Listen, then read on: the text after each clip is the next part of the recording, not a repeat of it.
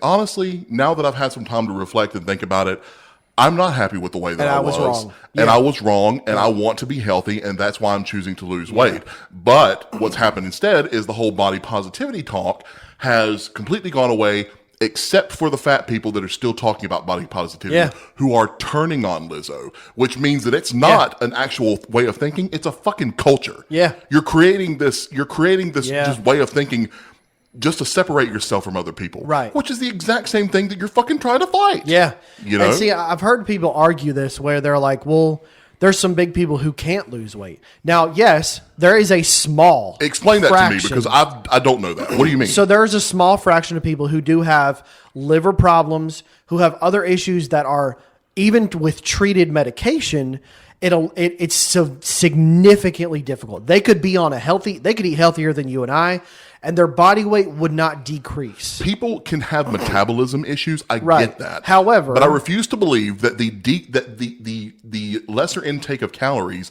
over time. Now, granted, it might take other people longer. Right. You will eventually decrease in size. But then my next point there is they now have medicines out there to assist with that, like Ozempic, for example. Now, I'm not going to say it's 100% safe. I don't know. There's not enough data. It's a diabetes medicine, right? But there are things out there, and some altitude that you can buy online.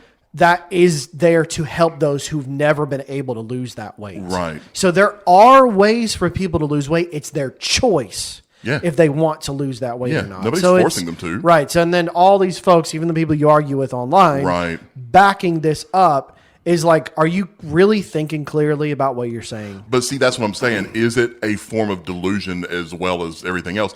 Maybe. I was watching an interview with this. It wasn't even an interview. It was an Australian talk show.